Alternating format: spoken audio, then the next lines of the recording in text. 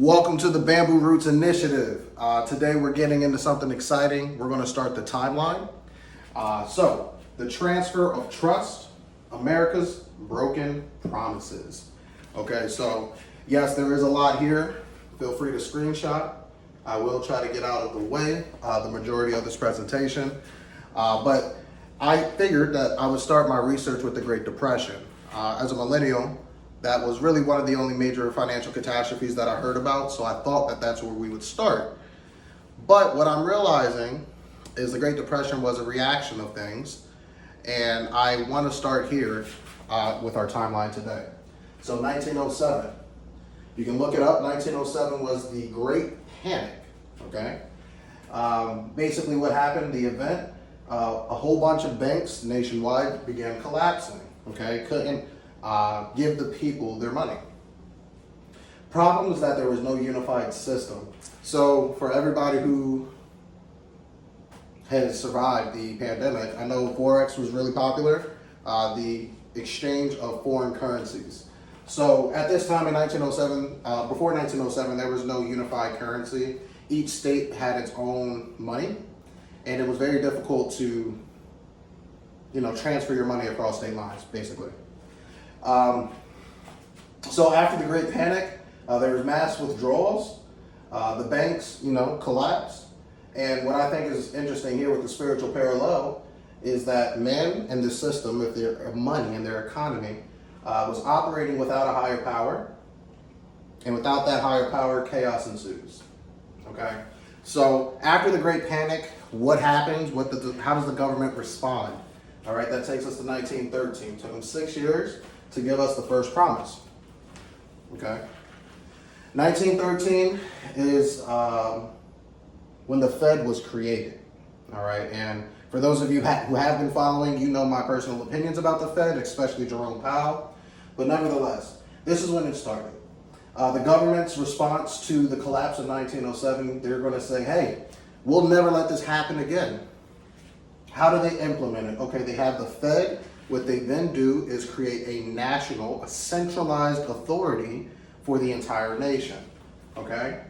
And this is now a man-made higher power to come in and save the day because 1907, we didn't have that safety net for everybody, right?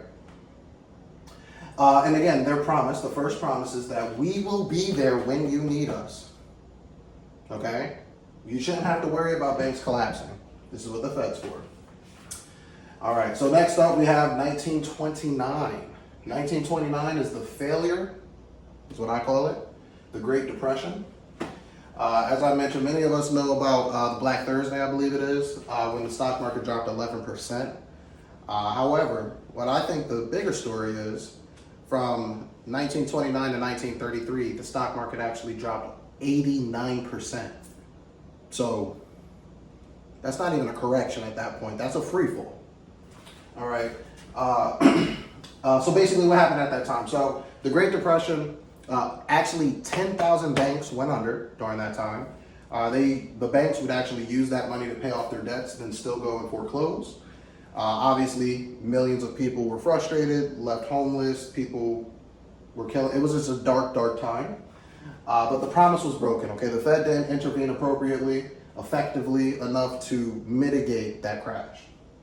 And what I think is so interesting to me, this is just a side note, guys, that from 1913 to 1929, it's only 16 years for this thing to fall apart to that magnitude, okay?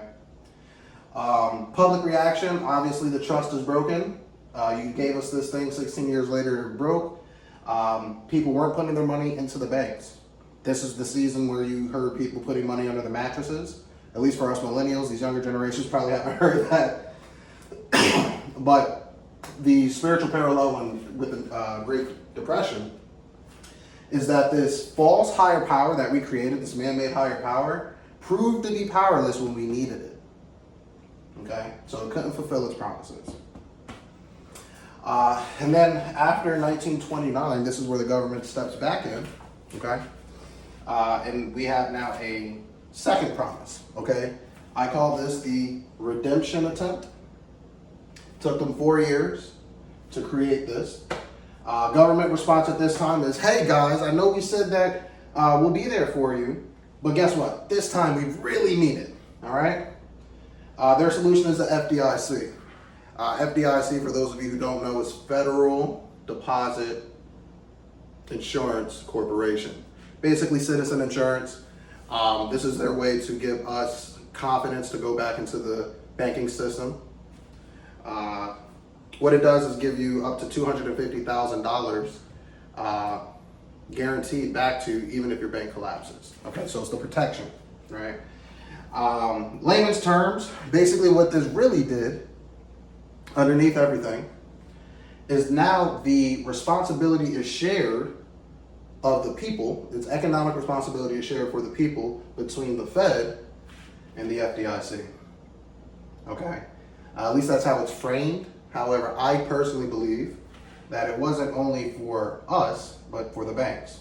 We share responsibility to bail out the banks. Psychological goal, obviously, was to restore the trust that they lost.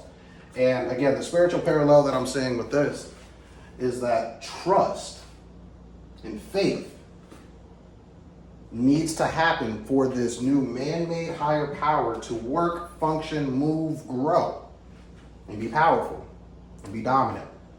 But this trust and faith that we're putting in this man-made system or higher authority must be restored for this thing to function. This is what the government knew, and this was their solution. Still in effect to this day, and it hasn't had any hiccups. Just from my experience in the industry, I talk to people who make a lot more money than I do. And there was this gentleman who had a lot of big events happening in his life. He just got his dream property, which was land. He had to clear the land. He's building the home. He's getting married, got a new car. So long story short, he rewarded himself. And he took out $50,000 of his own money from the bank. Mind you, this is not a $1 million request. It's not a corporation. It's not a loan. He's asking for the bank to give him back his money. And what shocked me was they made him wait, I think he said 3 days before receiving it. And if this is just one man, one account, $50,000, and the system hesitated, what would happen when the nation knocks? So I just worry because we see that it didn't work the first time. The second time, it just hasn't been stress tested, but it did its job of restoring the trust. So if you guys enjoy the first piece of the timeline, please ask questions. If you want more information about any pieces of the timeline, please ask. I will be getting the paper that I wrote up on my website this week. Okay, so go to www.financialindependencefirm.com. If you learned something today, like, share, subscribe. Like I said before, I'm not trying to get rich off of the message, but I don't want to starve the messenger, okay? And if you guys begin to see, whenever that happens for you, whenever the prescription starts to fit for you, reach out. Because if you don't want to be a part of this system, this man-made system that we created that has been shown not to work over and over again, we will eventually unveil that other system that we do offer here. But love you guys. Can't wait to see you tomorrow for the next piece of the time. Ain't got no time to negotiate. Yeah. With you or without you, yeah, we gon' be straight.